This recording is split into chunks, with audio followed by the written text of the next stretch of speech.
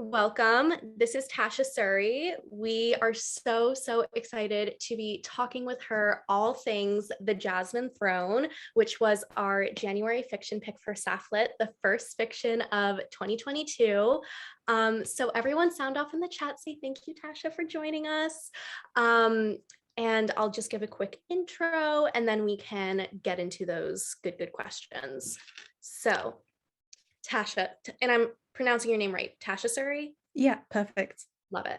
Tasha Suri is the award-winning author of the books of Amba duology, Empire of Sand and Realm of Ash, and the epic fantasy The Jasmine Throne.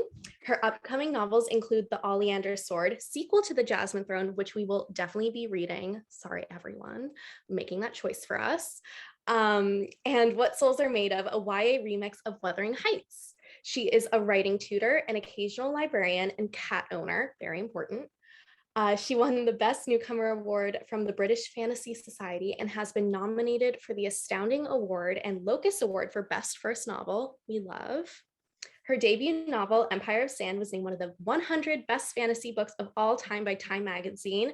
When she isn't writing, Tasha likes to cry over TV shows, buy too many notebooks, same, and indulge her geeky passion for reading about South Asian history. She lives with her family in a mildly haunted house in London. So thank you so much, Tasha, for joining us. I'm so excited. This was my first 5-star read of 2022. I think I finished it in like 3 or 4 days. My family calls books this size blunt force objects.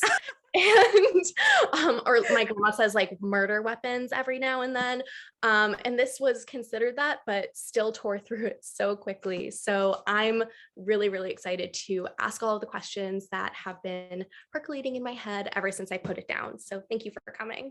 Thank you so much for having me. I'm just really excited to be here. And look, I know it's super long and it stressed me out writing it, but I always tell myself at least it's not as long as Priory of the Orange Tree. That's always like my measure for length.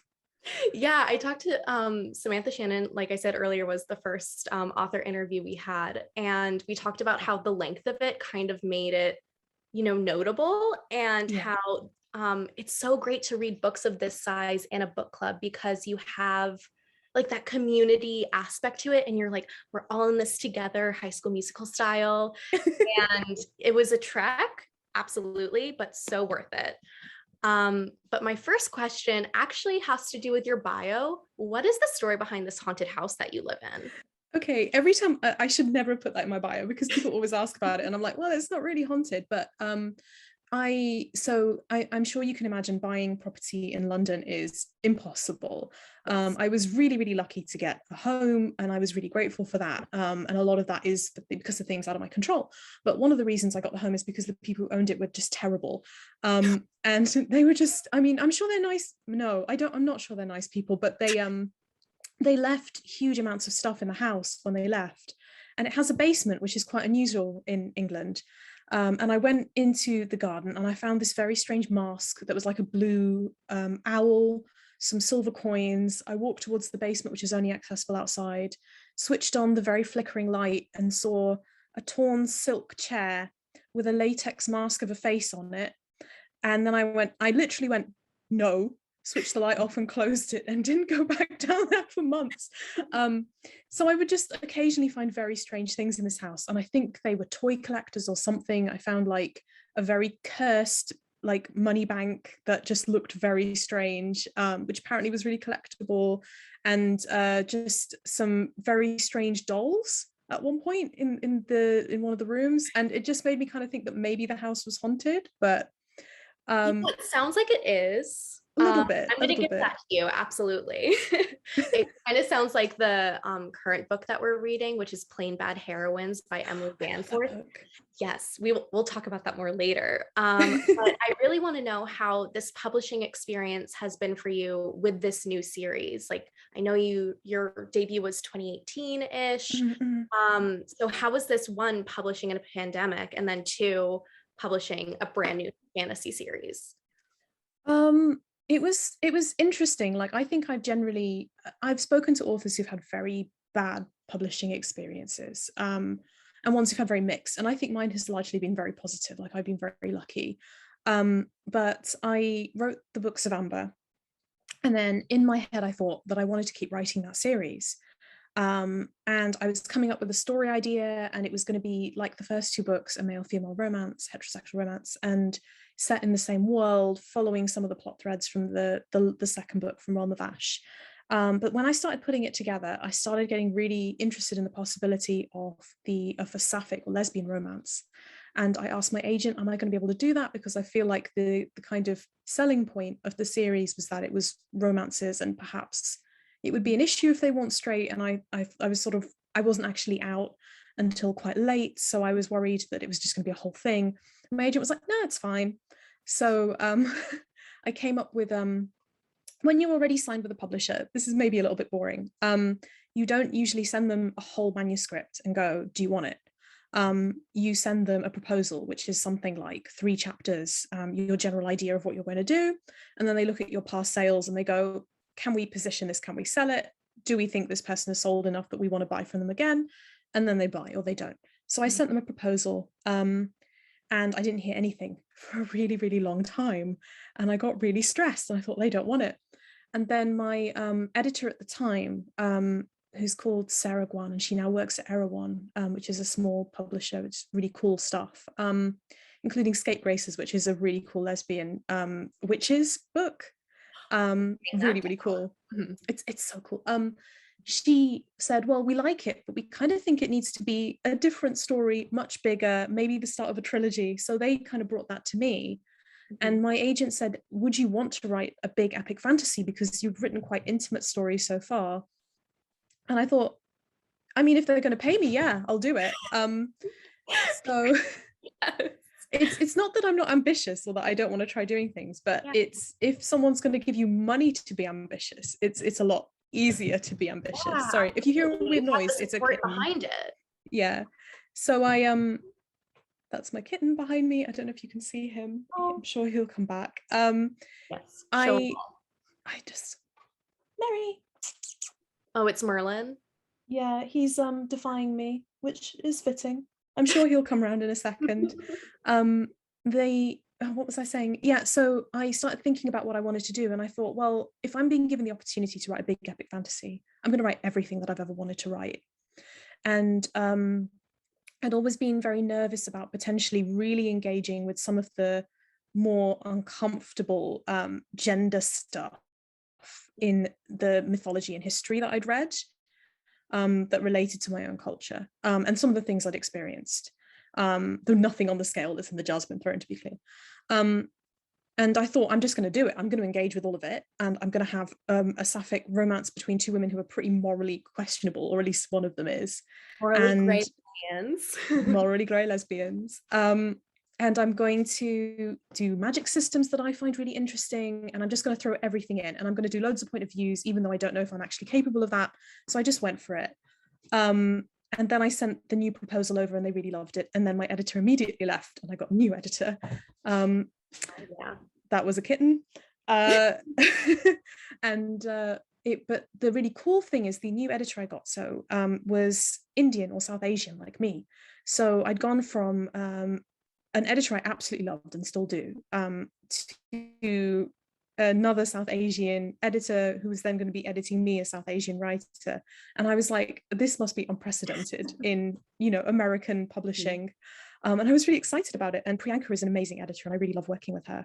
So that was kind of the story of how it began.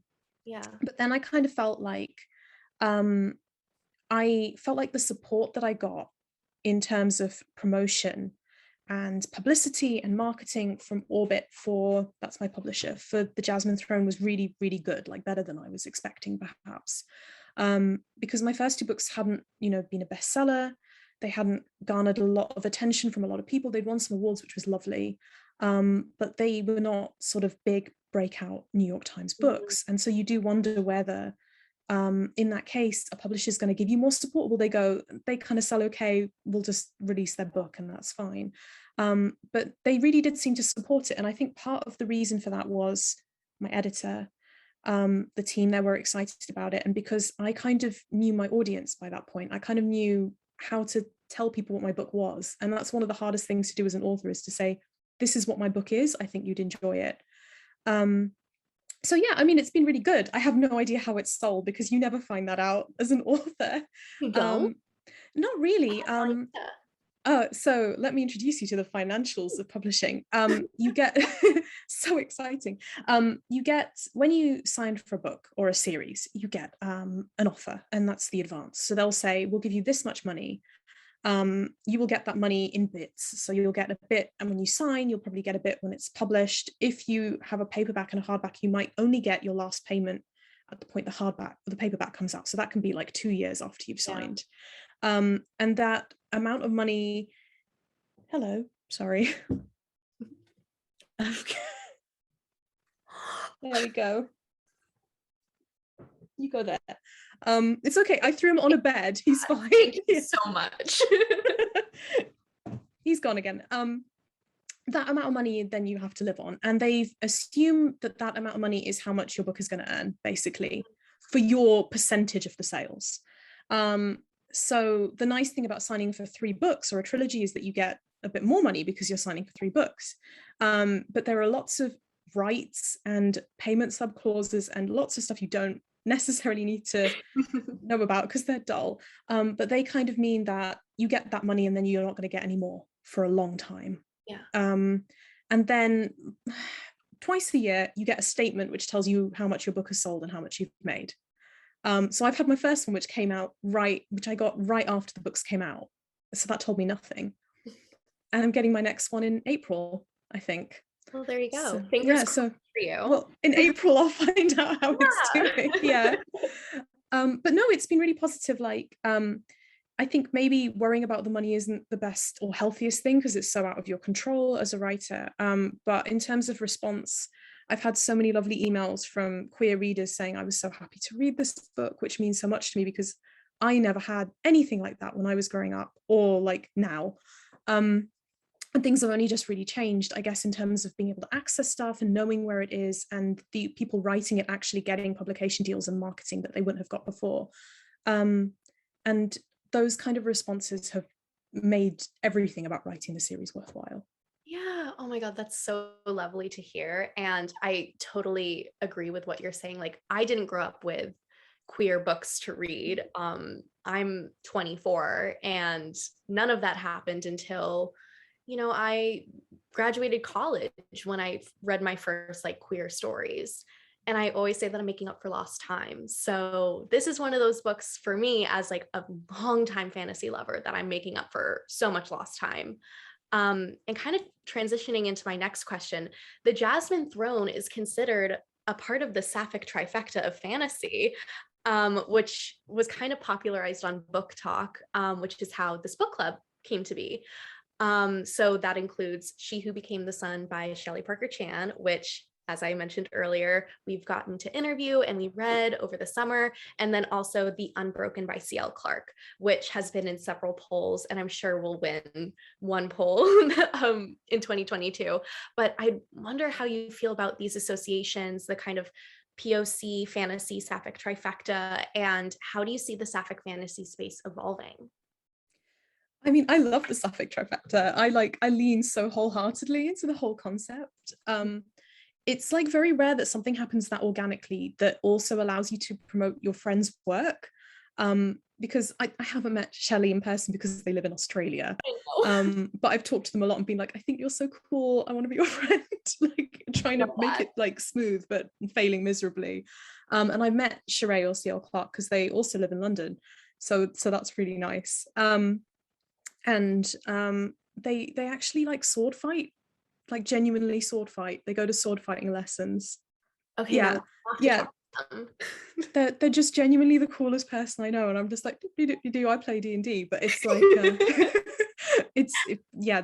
they're both so nice. But I guess like one, I love the association between the 3 books and our work.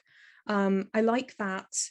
One, I just think it's so amazing to be in a time and a space where, just by coincidence, because publishers can't plan this, 3 queer books by authors of color with, at least some element of sapphic romance came out at the same time with similar covers as well. Like that would never have happened a few years ago, maybe even 2 or 3 years ago. So that's just amazing. And I think I spoke to Samantha Shannon once and I said, I kind of think that Priory of the Orange Tree made a big difference to whether our books could get published. Because like the color palette stuff suggests to me that publishers went, oh, maybe if we position it similarly, it will sell. But also that book did so well that they went, oh, maybe people like gay women and dragons, which we could have told them. Yeah. So yeah, I love that association. And I also love that, it's the Sapphic trifecta, but it's not just it's not like just lesbian books, or it's also like non-binary rep. And I think it's nice. I like it when Sapphic is as broad a term as possible, so we can have terminology for ourselves, but also have like an umbrella that like encompasses all like Sapphic people, basically. Yeah, exactly. I mean, that's why I called Sapph-Lit Sapph-Lit.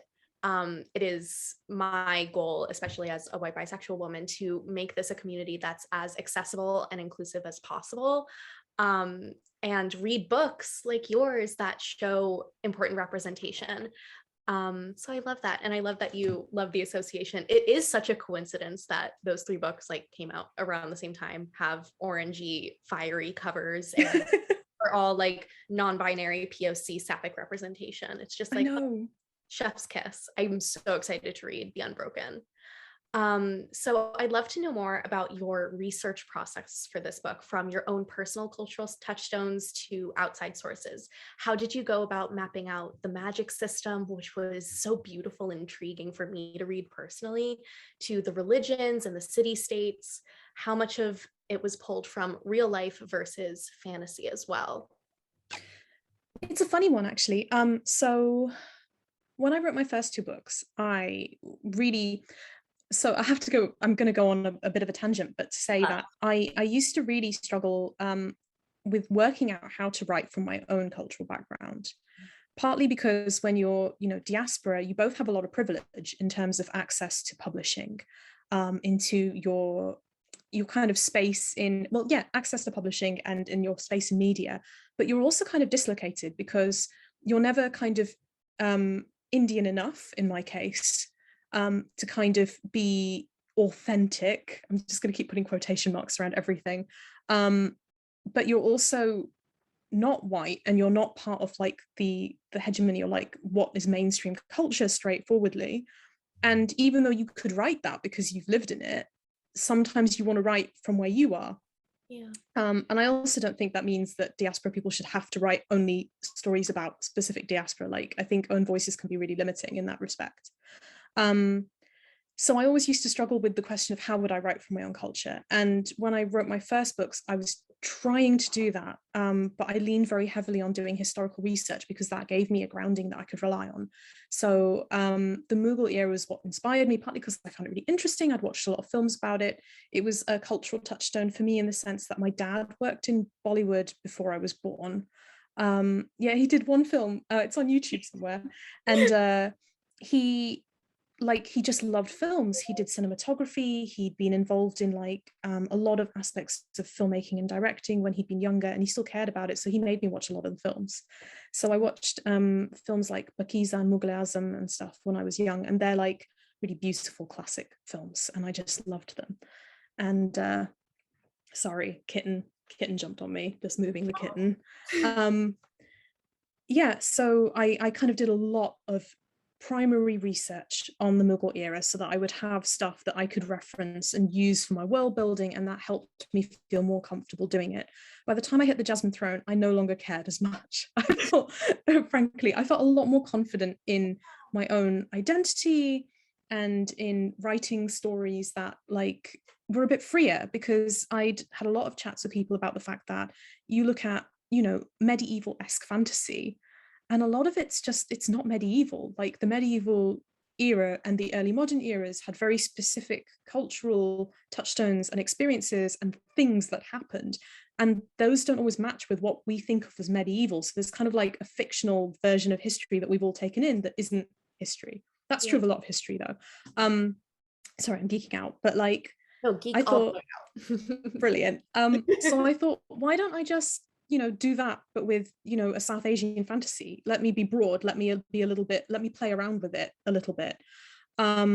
So I did use a fair bit of Mughal world building because I'd done the research already.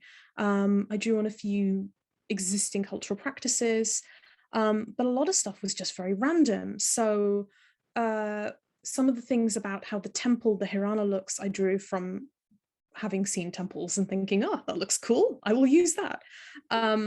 And some of the stuff about the weapons. I've got a kitten eating Lego. I'm sorry. I just had to grab it. Kitten. Not the Lego. It's just, you're an idiot. Come on. Down you go. Okay, I've saved him. Yeah. It was that sense that I forgot where I was. Yeah, so I just used random stuff, and I was also lucky enough that I really worked near the Victoria and Albert Museum. So like for once colonization worked for me because they had loads of stuff from India there. And I was like, I'm just going to go look at it and I'm going to get some inspiration from it. Yeah, so all of that kind of just influenced it. I just used random stuff. Some of the stuff that I think might be cool for people to know about is that Rao, the nameless prince, whose name is a prophecy. I was sort of using the fact that like half my mom's family, I don't know their names because they just use nicknames. Like people just didn't use their names. And I only like very recently found out my grandma's real name because her name changed when she got married, which was apparently a very common thing where your mother-in-law would just rename you. Totally fine and normal. Yeah. Yeah. And the idea of God having no name is something from having many names, I guess, from Sikhism, because I've part of my family is Sikh, is something that I picked up. That's a very like that's not accurate at all, but that was kind of where my inspiration came from. That was very rambly, but basically it's not accurate. I didn't necessarily do any research. I just took a lot of research that I'd already done, and things that I found really interesting from history, and I amalgamated them together to make a made-up world. Love that. First of all, we love geek, we love rambly. Excellent. So no need to ever apologize. This can go on for as long as we want it to. The parts of the magic system that I want to know a bit more about are, one, like the nature element with like the way that Bhumika and Priya can control vines and make them come out of places, and the Sangam and the deathless waters and the Yaksa. I like how did you come up with that? And I know Yaksa is like a nature spirit. I did a little research. But with the deathless waters, like what was your visual inspiration, the magic inspiration? Can you talk a bit more about it and potentially how it'll show up in book 2? Maybe. So the nature magic was just, I guess a lot of fantasy just has like generic nature magic, and that was unfortunately kind of just what I did. The stuff with the rot was very specifically because at one point I worked in a medical library, and I really like libraries and museums, but we had this book that I thought was really great called The Sick Rose, which was all about the history of medical illustration. And the Sick Rose is a particular piece of medical illustration of a woman, I think, who had TB. And the whole book was the most gruesome thing I'd ever seen. So I had to shelve and manage a lot of books that had medical images in them, a lot of which were awful because the body is horrible. But medical illustrations were somehow the worst thing I'd seen in my life, because somehow seeing it illustrated was way worse than seeing it in a kind of in the real form. I could without blinking look at a book of like well, I won't go into it, but that was fine. But the illustrations were more of an issue. And one of the things that her book had was historical illustrations. So you could see the kind of things that happened to people before we had, modern medicine. And some of it was very plant-like, the kind of things that would grow out of people's skin, all sorts of stuff. I won't go into huge detail, but basically that inspired the rot because it was real things that people went through. And I also really love botanical illustrations. So sometimes it's like, you look at or learn very random things and they amalgamate together and you get something new. It's like pulling from all these different, like, I did Neil Gaiman's masterclass, and the thing that he said that really stuck with me which is kind of what you're speaking to now, is you take something and you just put it in your little like pile of imagery, your little pile of thoughts, your little pile of experiences, and you like save it for later. And that was one of the things you just saved for later. Yeah, that's exactly what it's like. I think Ursula Le Guin had an amazing quote about it, which I cannot remember, but it was something like, you have like a detritus of stuff in your brain, and sometimes, you know, some of the garbage moves and joins together and you get something good out of it, and it kind of feels like that, like there's just so much crap in here, and then occasionally something good comes out. And yeah, and what was I, the sangam is, it's a real term, it's used in Tamil poetry, I think, a lot, and it's there's a lot of stuff in across India of like imagery of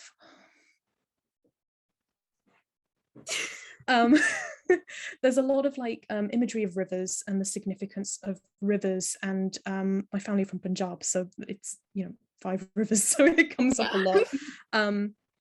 And there's a lot of stuff there about like the power of water, and I remember being really moved as a child by the story of one of the stories of Krishna, where the water kept rising and rising to touch his feet as a baby, and his parents are holding him up and not understanding what's happening. So all of those things kind of played a part. And I guess the concept of baptism, you know, lowering yourself in the water to be baptized. So again, very random stuff that just sort of connected together to make the deathless waters, and the idea that you have to pass through them in order to, you know, sort of succeed and become who you need to be. Is there anything else that, did you ask about any other parts of the magic that I've just completely... No, that was it. Yeah. I love the visual descriptions and imagery that you integrated. Like I feel like every single person who reads this book is going to have a different image of what the Sangam looks like.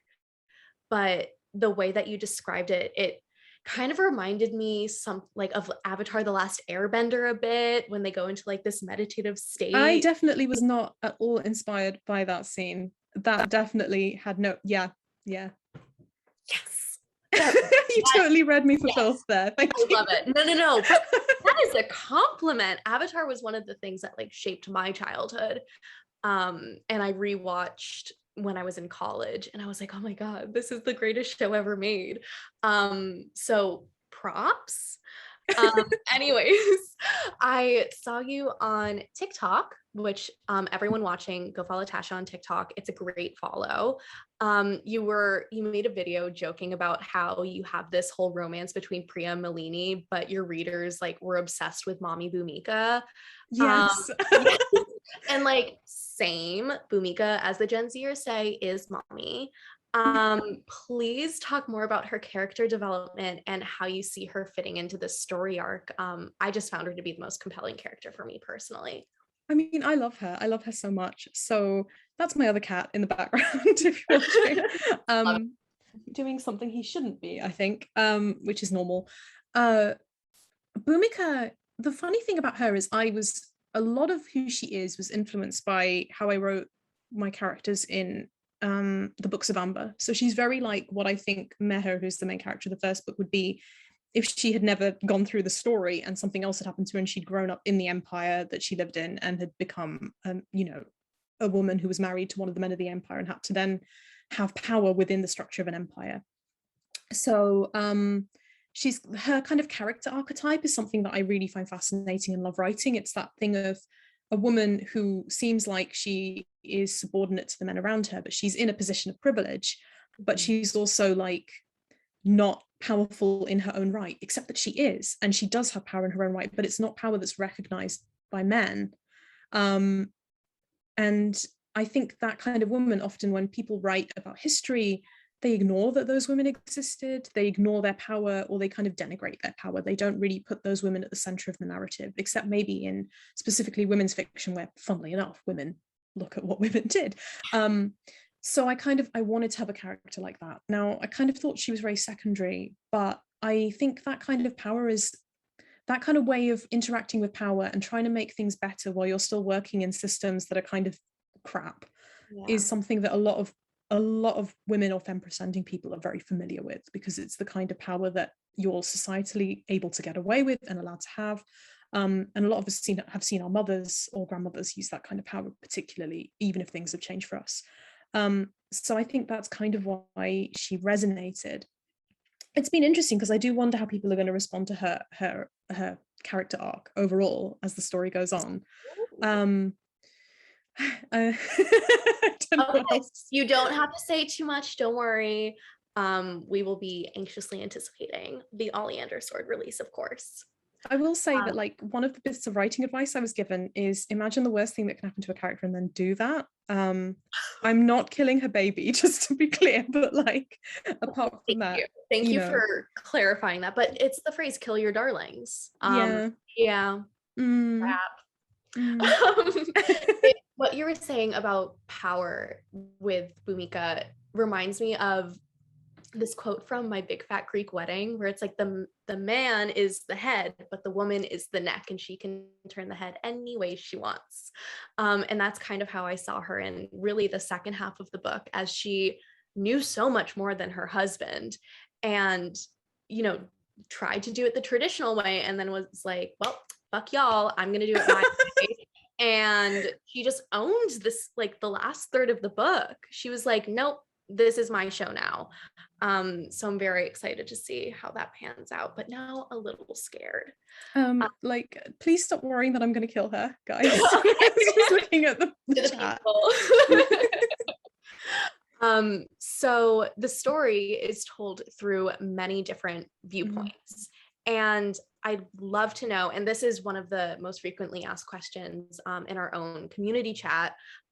What do you think the benefit of these viewpoints are, and which was your favorite one to write? So I think when I started writing the story, I thought it's quite big and a lot's happening, and Marlene is stuck in a tower, so she can't get anywhere. And I knew that I wanted Bhumika's perspective, and then I obviously Priya's was going to be there, and then I kind of thought, I really like this character Rao, I'm going to give him a perspective. And then I was like, this random person has turned up, I think I'll just kill them, but maybe I'll give them perspective. And I had in my head this belief that most epic fantasy has loads of points of view, and it's fine to just go ham. I don't know where I got that from. I read epic fantasy, so I know a lot of it is just from one perspective, or two, or three, or four, a reasonable number. But for some reason, I convinced myself this was absolutely fine. But when it got to editing, my editor never said, get rid of them. She was like, this is fine. And actually, I thought about it, and I was like, do I want to cut some of these? And I thought, no, I actually quite like the sense that this is a much larger world, and that there are people here who, do die in one chapter, but this is also their story, and all of these things are happening to them. And I think when you're centering on a character like Marlene, who was doing things that will have world-changing impacts, I think it's good to recognize that Joe Bloggs from down the street, which is not his name obviously, is going to be horribly affected by these events, even though he's not the center of the story. So I kind of wanted to have those perspectives in there. Yeah, no, I love that sentiment, that especially since it's kind of a political revolution, a political uprising, it shows how it affects everyone from the tippity top to the tippity bottom. So yeah, I definitely in the beginning was like, who are all of these people? Glossary or the index in the back, super helpful. I've known so many people say they only found it when they finished the book, and I'm always like, I'm so sorry. I do know that style is very polarizing, and that some people absolutely hate it. And I think that's very fair, because I'd probably be annoyed with myself if I were reading this book. But then no matter what you do, there's somebody who's not going to enjoy your approach. So I remember getting critique with my first book, that it was so focused on just one person, and that there were only like some very random perspectives now and again. So I think sometimes you have to make a decision and just kind of own it and go, I want to do this. And then if somebody likes that and they vibe with it, they'll come along with you. And then of course there's going to be people who don't. And the nice thing is that if you are looking for a Sapphic fantasy set in a world that deals with empire, if you don't like that style, there are now so many options that you can go read instead. Yeah, no, that's so true. I'm thinking She Who Became the Sun has definite multiple perspectives.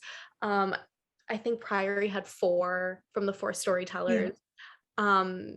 But I love that style. It definitely makes the book more intimidating, but at the end of the day, it's your fucking book. Like, and you said in the beginning, like, you were writing the book that you always wanted to write. And you did that. So I hell yeah. did. And it's interesting because I think that, like, in terms of the style of epic fantasy or the style of any genre, there are things that the genre assumes the reader is on board with. Mm, So if you pick up a romance book and you go, oh my God, there was too much kissing in that. What are you doing reading a yeah. romance book? Um, so I think epic fantasy assumes that readers are going to be on board with opening a book and going, I have no idea what's going on. Yeah. And then they just stay like that for about 5 chapters. Yeah. Because I think I tried in my first draft to make it much more accessible. And my editor was like, you haven't really done enough world building. You can bring another perspective in here, etc. And I thought, if somebody picks this up, I think either they will, they'll come on board if I've done a good enough job and they enjoy that, or they won't. And hopefully, if you're familiar with epic fantasy, that kind of stuff is kind of the bread and butter. 100%. Love it. So we have an extension of Sapph-Lit called Sapph-Lit Writers. And for this community, love to ask you to gain more insight into your writing process. And if you have any words of wisdom about, say, someone wants to write their sapphic fantasy epic, as you have. Um, I think it's really easy to get downhearted and dispirited. This might just be me. I am a very anxious writer. So when I started writing after finishing uni, I really struggled. I would like get sweaty, which is really attractive, because I would just be like, I can't do it. I have this vision in my head, and what I'm putting on the page will never match that. Like, there's no way that I'm ever going to be able to do the kind of writing that I love to read, or the kind of writing that I wish I could write. And I had to go through a real process to convince myself that that was okay and that I could still try. Mm-hmm. And it was always a leap of faith. Everything I wrote was a leap of faith that maybe if I kept going, I would be able to do it. So I would say that it sounds kind of weird, but whatever you write is not your best. You have to believe that you are better than what you're putting on the page right now. And in fact, what you're putting on the page may actually be really great, and you have no perspective on it because you're being down on yourself. So having quite a lot of ego is actually quite useful. Or if you don't have it, fake some ego. Like, tell yourself, what would a white man feel like if they were trying to write this? Then do that. I tell that to myself like day to day in life. I'm like, have the confidence of a mediocre white man. Yes. And you will accomplish so much if you do that. So just sort of have confidence and go for it. And I think the nice thing about looking at all the different kind of big sapphic fantasies, and I'm going to include Gideon the Ninth in that as well, they all do things slightly differently and often in kind of bonkers ways. And if you said to somebody, can I write a 300,000 word book with dragons based on St. George and the Dragon with a lesbian romance, like, Priory the Orange Tree, people would say, absolutely not, that's not feasible. It's been done and it worked.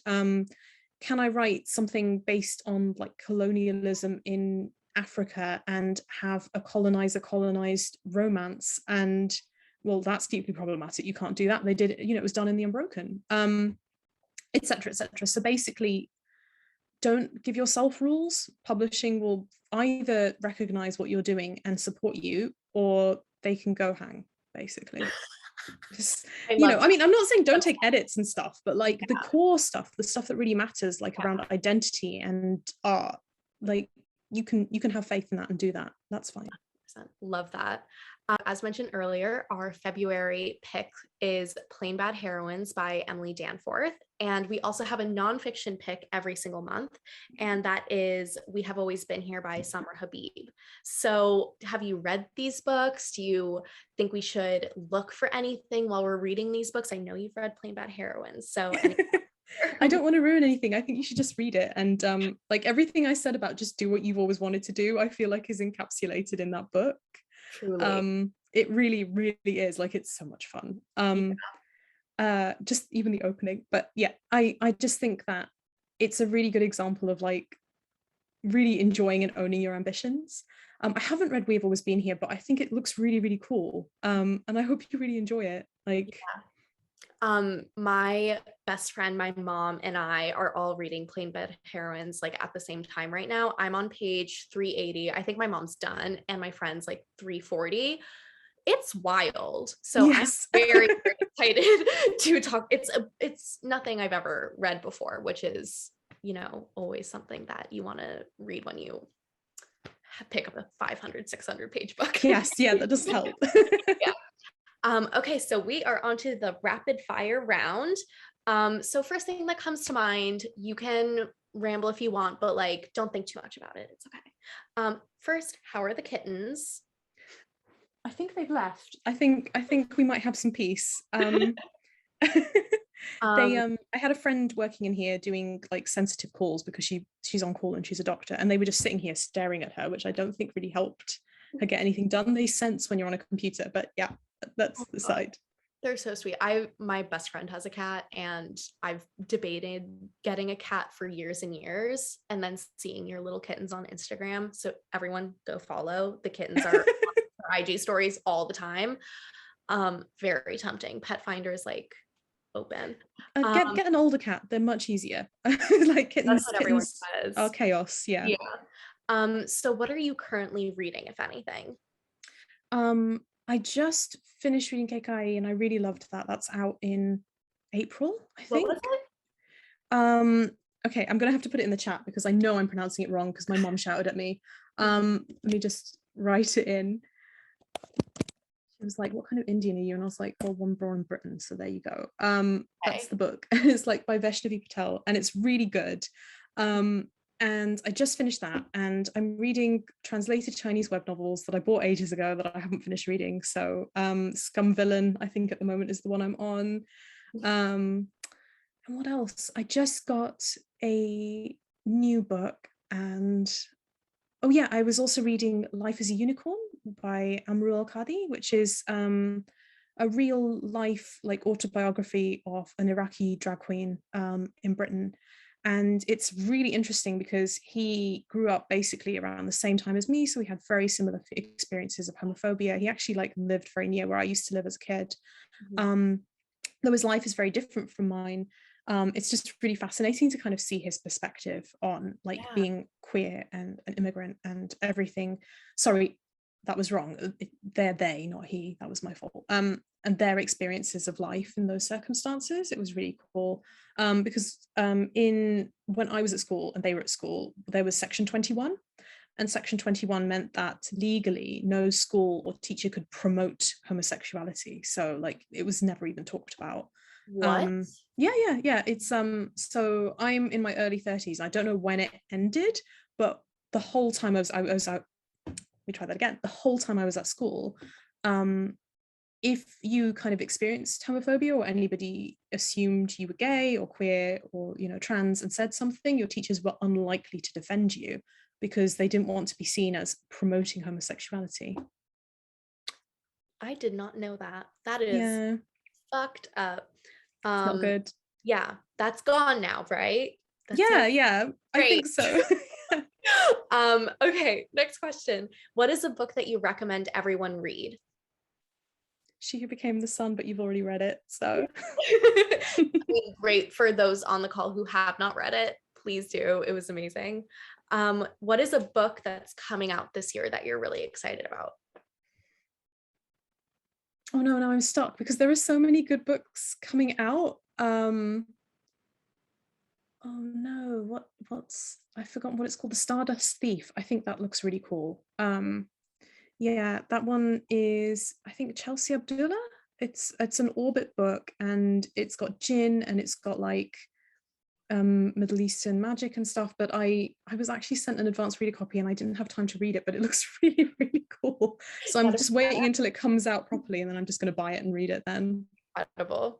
And then did you take up an unusual quarantine activity besides writing any books?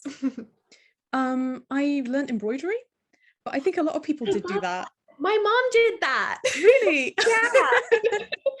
Yeah. No, I mean, one of my like walls in my bedroom is just like by my reading nook, and it's all of these like little embroidery hoops that she made me.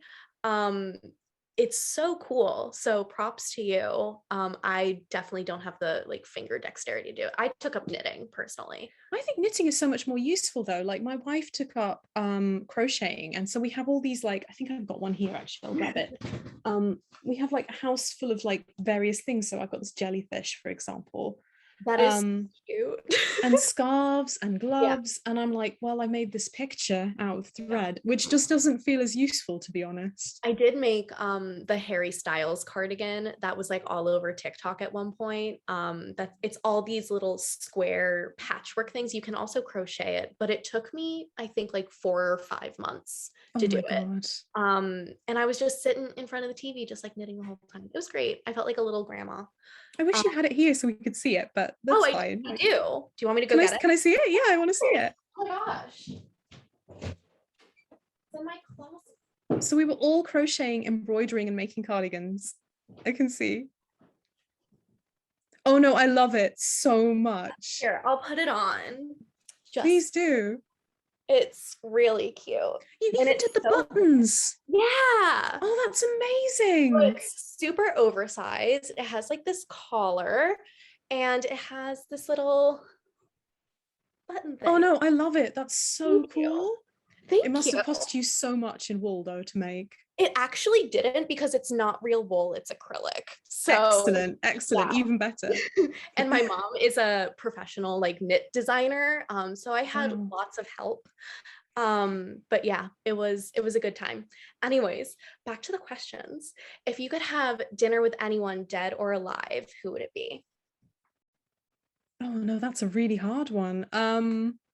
Anyone dead or alive? Betty White. I just think she'd be such good company at dinner. Like I know it was really recent, but I just think she's really cool. Like I love Golden Girls. I watched loads of it over the Yeah. yeah, and just like I keep making that ridiculous Lebanese lesbian joke that it's a joke from the Golden Girls, and no one thinks it's funny but me. But I just love it. But yeah, I would have dinner with her, I love and I'm it. sure we'd have a lot of cocktails. I will randomly burst out into the Golden Girls theme song just at random points of the day. So definitely agree with you there. Do you have a favorite class that you took at university? Yes, it was probably North American women's fiction, which sounds a bit ridiculous, but we had this amazing teacher, and the curriculum she put together was so she had work by Native American authors, she had lesbian authors, non-white, so like there was, I think we read a bunch of stuff by Toni Morrison and Alice Walker. It was just one of the most like quote unquote diverse courses that I'd done. And she was so good at like interrogating source material and talking about historical context. And I only did it because I wanted to do a different course that you had to do this one to do. And it ended up being amazing. Like I loved everything about it. But like if that woman hadn't retired, and I can't remember her name now, unfortunately, I probably would have done a master's. And she introduced us to this book, which I've completely forgotten the name of. And I think it was something like The Invisible Lesbian, which talked about the fact that if you look for lesbians in, or including Sapphic women throughout fiction, you're not going to find them because they were always ghosts. Like you have to read between the lines to locate them, like they were gal pals basically. Wow. Yeah. This reminded me, I found out I have like a lesbian great aunt that like my entire family was just like, yeah, she just lives with this woman and she only wears flannels and jeans and drives a pickup truck and owns a gem store in upstate Vermont, and she just like is chilling with Pat and we call her Bucky, and I'm like, that's a gay woman right there, I'm sorry. And everyone was like, what? They just don't see it. They just don't see it. It's invisible. Very visible to me. Do you have a favorite Sapphic movie or TV show? Yes, but I'm a cheerleader. I still love. I know that's kind of an oldie and goodie.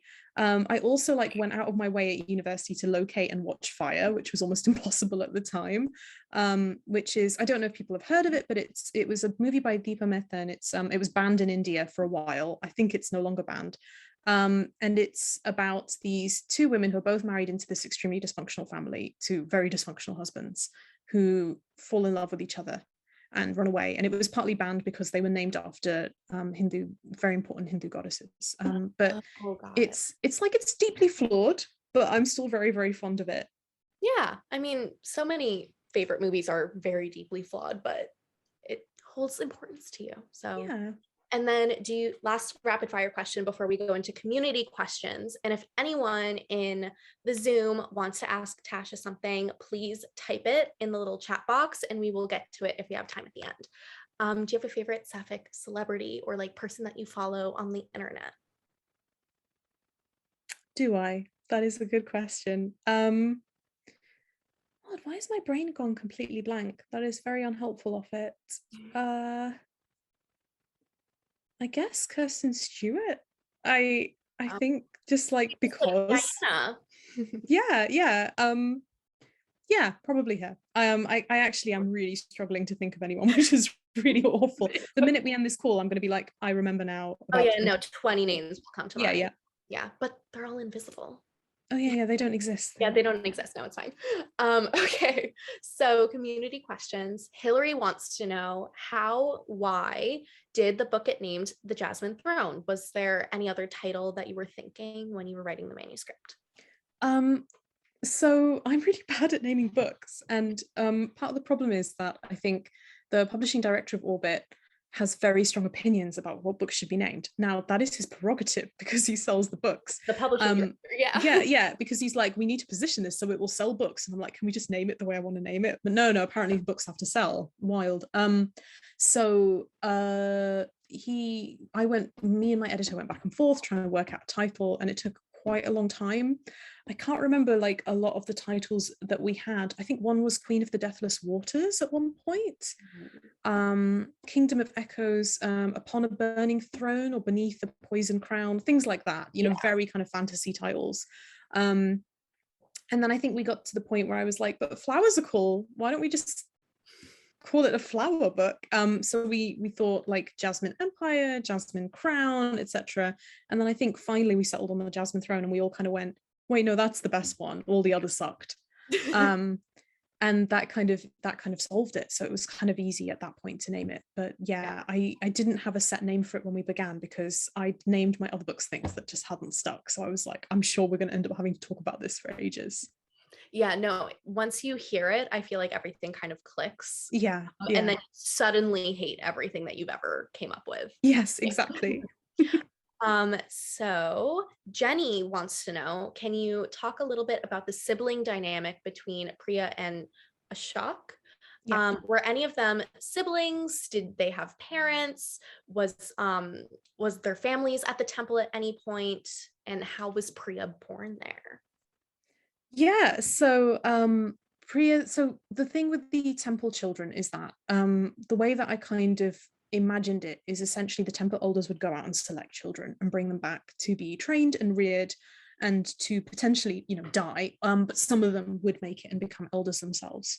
So there was probably some kind of test that they would do to decide whether these children were worthy of that position. I didn't actually describe what that test was, but if I did describe it now on the hoof, it would probably be something similar to the kind of methods used in Kushiel's Start or in Dune, which is testing whether a child can cope with pain, which is not pleasant, but is the kind of thing that they would see. Is a child capable of having the strength to potentially survive?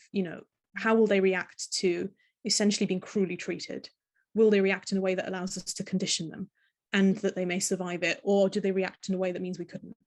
So all of that kind of stuff kind of plays in. So probably quite a number of them did have families. So Bhumika obviously had, a family that loved her. And that's part of the reason that she didn't die in the big massacre that killed most of the kids, because she was with her family. The rest of the children don't really know anything about their families anymore because they were so young when they were brought to the temple. And like cultural mores and faith means that all ties with their families were severed. Their family, as far as they're concerned, is the other temple children and the temple elders. So that's definitely how, even after everything, Ashok and Priya feel. They feel like they are siblings, and they feel like, they felt like Bhumika was also their sibling. So even though they're not related by blood, they're definitely family. It's kind of open-ended with Priya because it's possible that Chandni is her mother. I mean, I know the answer, but that was my theory when reading it. Yeah, like it's heavily suggested that Chandni was Priya's birth mother, and that's why she was born on the Hirana. And because of that, she has a different relationship with the Harana and a different relationship with Chandni because she, shouldn't have existed, but she did, and she was raised there. It's also possible that somebody, some woman just gave birth on the Hirana, and that's why Priya is there. And obviously, when she was born, then they were like, well, she's clearly meant to be one of the temple children, we'll raise her there. But Priya doesn't have any answers to those questions, and I don't see how she would get them. So that's where we're left, really. Yeah. Will we ever find out what the answer is? I don't know. I haven't decided yet. Noted. All right. So Rachel would like to know, did you have a particular scene in mind when you began writing the book? Was there a scene or character that you were writing towards? There were a few scenes that I kind of knew would definitely happen. So the burning of the lacquer gardens near the end was like a big thing that I really wanted to get to. It's like I always have cool moments in my head that just kind of then I have to kind of build a book around. The bit where Priya carves out her own heart under the waters near the very end. The first scene in the book, in the prologue, was one of the first things that kind of came to me that I really wanted to have in there. And then, so those were kind of the main scenes that I know I really, really wanted to write. And they kind of like were really fun to work on. So. Yeah. I love the lacquered garden with, is it Malini? Malini. Malini. Okay, thank you. She takes the arrow and does it herself. It's just like, that was such a good moment. Anyways, Haley would like to know, there are themes of struggling with power and searching for one's own moral code, particularly in the two main morally green lesbian characters, and also particularly with the label monstrous. What do you want the readers to take away from those themes? I kind of feel bad sort of saying what I want you to take away, because I kind of think that I should leave space for people to have their own views. Like, part of writing a story where people make so many questionable decisions is I kind of want the reader to think about those decisions and how they feel about them personally. I don't know that moral black and white is always like fun when you're reading. But I guess in my first books, I created worlds with, governmental and social systems that were unjust. And the character said, I want to break the wheel and I want to stop injustice and I want to be a good person and do good things. And the narrative kind of rewarded them for that, because being a good person, doing good things will often get you killed in those systems or destroyed in some way. But they were able to persevere through, and through that strength accomplish something. And I kind of thought, what do we do if you can't do that? If that's not possible? Like, to free yourself from imperial control will have collateral damage. That doesn't mean it's a bad thing. It's a very important thing, but it will cost lives. So Bhumika and Ashok have very different perspectives on that, for example. Malini knows that if she is good by her social standards, she'll die. If she's good by her own standards, she'll die.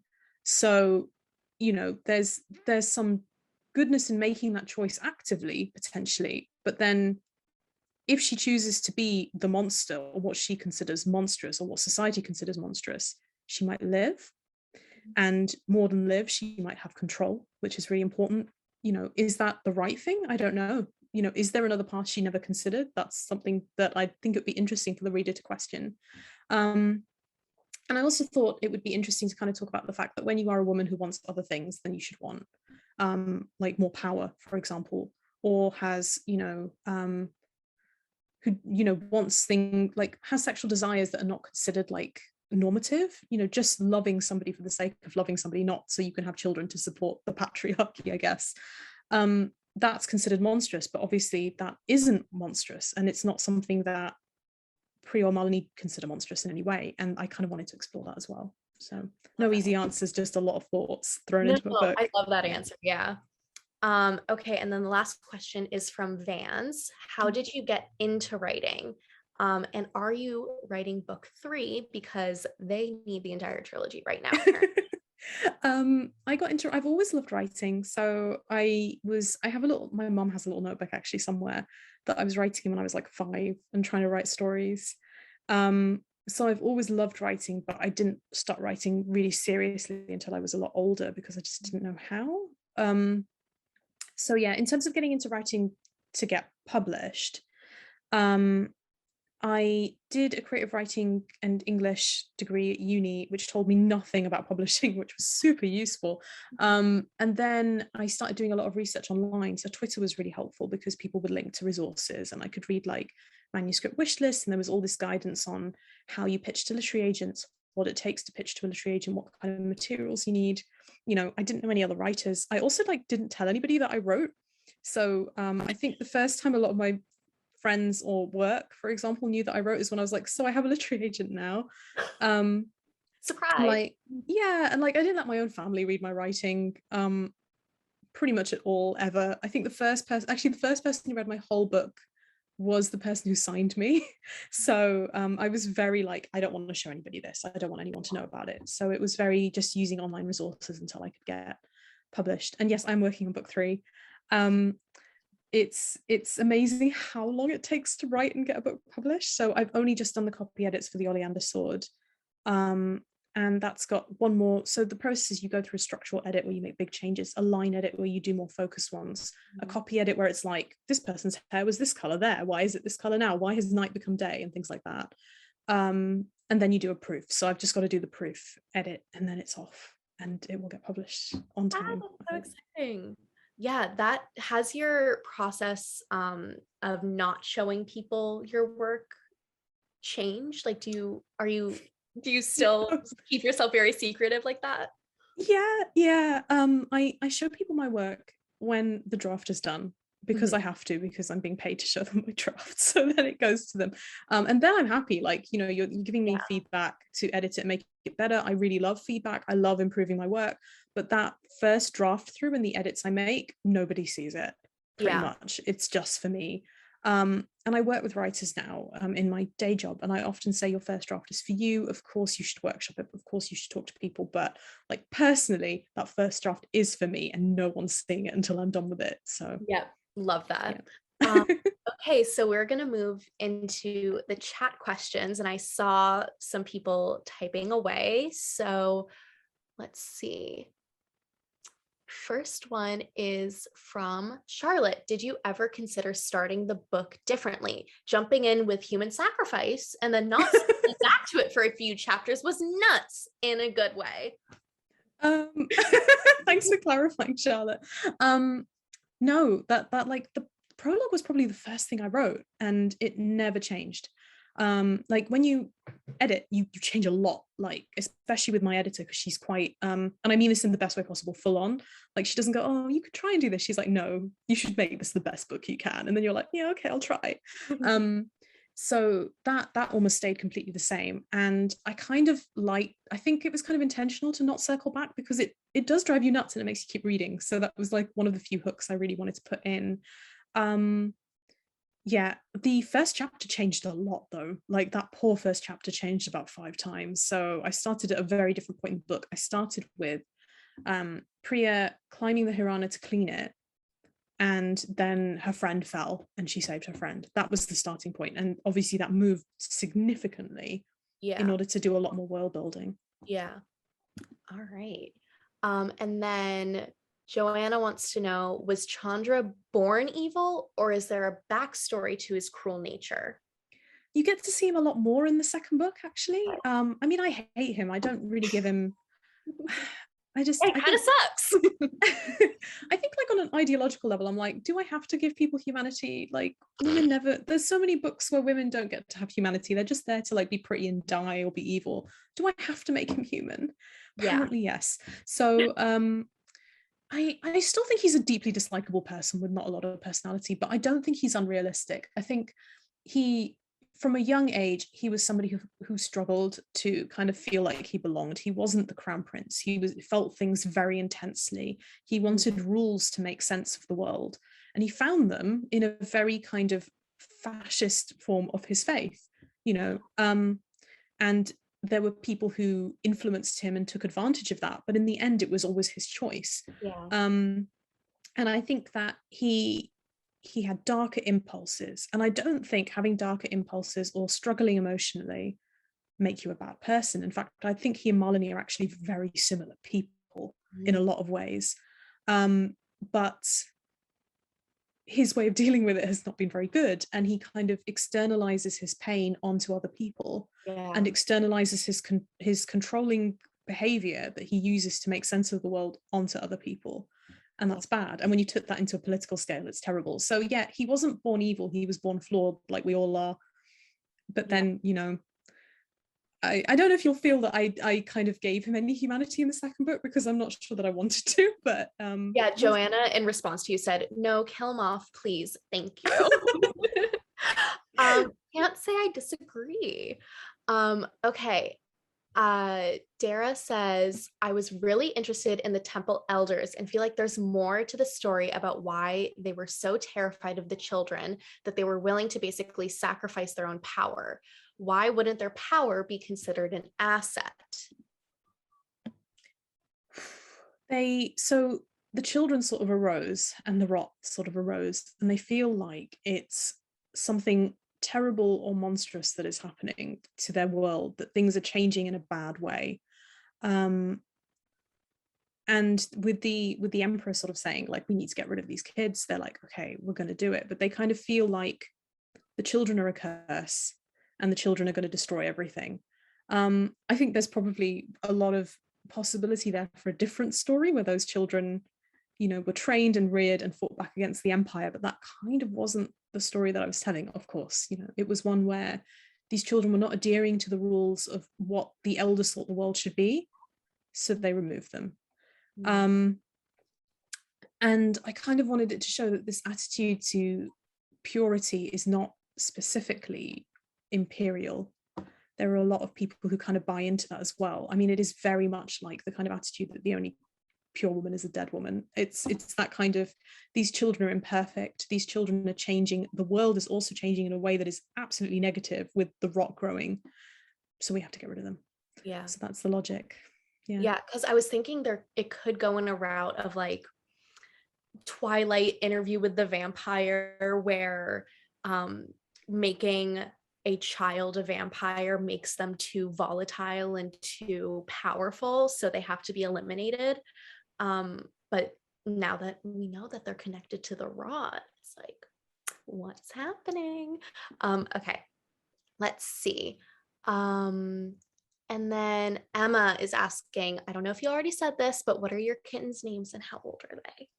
So they're Galahad and Merlin. The very fluffy one you kept seeing is Merlin, and Galahad is the tabby and white. They were 2.5 months when we got them, so they're probably just over 3 months now. They're rescue kittens. They had a very bad start, so they're not actually siblings. Merlin was found in a box in the park when he was a week old with his mom, and he was so hypothermic he didn't have a temperature apparently, so he's a little bit behind. Like when we got him, he was so small and he couldn't climb anything, but he's getting a lot better. And Galahad's just his mom was a lovely domestic cat, but she apparently like would not let anyone touch her kittens and would just hit them, so he's not used to people. But he's much better now. He falls asleep on me and stuff. So that is so sweet and so sad. I'm very happy that they have you and your wife to dote on them. They're spoiled rotten, absolutely rotten. Deserve. Okay, Megan is very curious on your thoughts / reasoning behind Ashok's fate. I mean, it was very sad that he died. Yeah. I don't know. I guess, you know, you set up the idea that the deathless waters demand a price and somebody might die going through them. There's 3 people who could die. I didn't want it to be Bhumika and I didn't want it to be Priya, so it kind of had to be Ashok. And I think one of the awful things about death, unfortunately, is that you often can't come to kind of, you can't reconcile with people or solve your problems. So him being gone means that there is no chance for forgiveness or processing what they've been through. And, you know, he made some bad choices, clearly. But I think it's clear that both Bhumika and Priya loved him and he loved them, but they were very, very damaged people, him especially. And I like to think that there could have been redemption for him. Yeah. But it's just not there. We'll never get it now. Yeah. Okay, I'm looking to the chat. Vans has a question. I heard your Wuthering Heights retelling is coming out this year. What are your favorite classic books, and would you write a retelling of that book in the future? I mean, Wuthering Heights is my favorite classic book, so I've just kind of got away with a steal there. I don't know. I mean, I love Jane Eyre as well. I'm just really love the Brontes, and I don't know that I could do anything kind of interesting enough with a Jane Eyre retelling that hasn't been done before. So I think probably I'm living my best life doing Wuthering Heights. I do joke that I would love to write like a kind of Jane Eyre and Catherine like Sapphic thing, but I don't. Oh, thanks. I mean, I don't know if I'll ever do that though. I think this has been really fun. Yeah, I've never read Wuthering Heights, but I have like a early 1900s copy of it. Oh my God. Yeah, I need to find it. I'll email you a photo. It's actually very, very gorgeous. And then Haley asks, do you view any of the religions in the book as more true than the others, or are they all equally true or false? Does that reflect how you feel about real life religions at all? I mean, they're all true insofar as the thing that at least some aspect of what they believe in really exists. Like there were mothers of flame, and their deaths did make this fire. There is a nameless god that's giving people visions. There were Yaksa, and their power is still visible in the trees. So that those things are all valid. Yeah. I think the falsity, or the kind of more complicated thing, is the kind of systems that people have built around those religions. You know, the fanaticism, or the kind of strict control, or even the sense that Ilori had to die the way that a prophecy said she had to die. Like, should you be believing in a pitiless and cruel god, I suppose, is another question that poor Rao is probably going to have to ask himself at some point. But yeah, my feeling is that my feeling's always been that there's a lot of value and joy and importance in religion, and I have certainly taken a lot of value and comfort from it. But I also think that it's deeply flawed, and it's often used by people as a power system to, well, abuse power and to cement political power. And it's often used as a kind of ideological weapon. So it's kind of complicated. And I guess that's similar to my feelings. And I think there's, you know, to be a bit woo, there's validity in all religions. So that, I think maybe like the way I handled religion in the book pretty accurately reflects how I feel about it.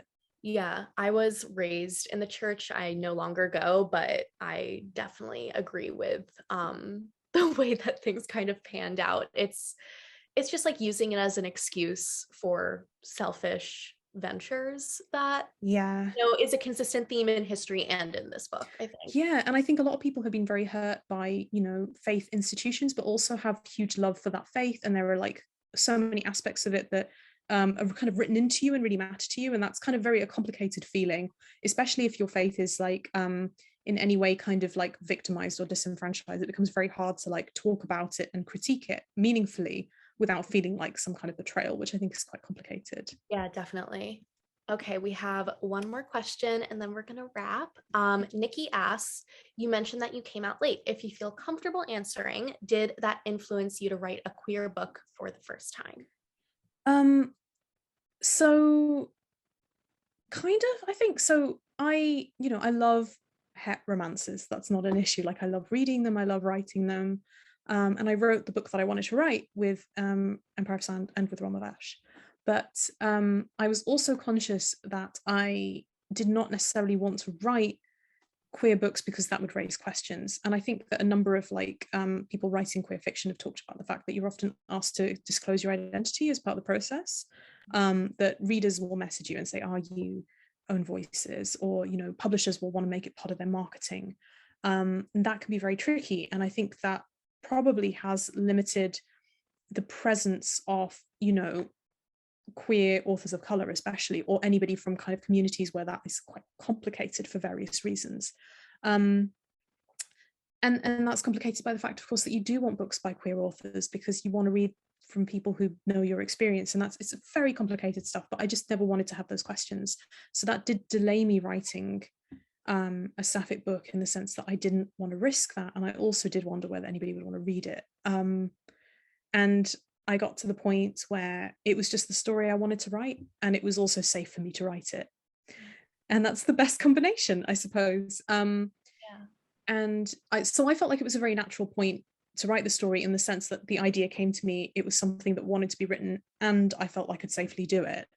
So I went for it. but I think my brain probably wouldn't have allowed me to think of a story that I wanted to write that I couldn't, if that makes sense. Yeah, no, definitely. Yeah. Well, thank you for sharing. Thank you for your time. I had so much fun talking to you. You are lovely, and Oh, thank you. You're lovely. oh, thank you. I will definitely be having Sapph-Lit read the Oleander Sword later this year. So we would love to have you back when that comes out, and just keep in touch. You're incredible. And if there's anything you want to say to the people who stayed on for an hour and 15 minutes, here's the floor. Thank you all so much for coming. It's just I can see a few of your faces and you're smiling, and that's really lovely. So thank you so much for being here. I've really enjoyed this. This has been so much fun. I would love to come back for the Oleander Sword.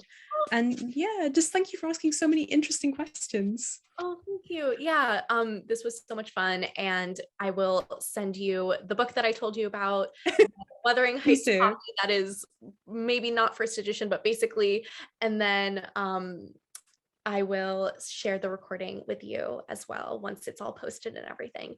So thank you again. And I hope everyone on the call has a wonderful rest of your day. Yeah, thank you for joining. Thank you.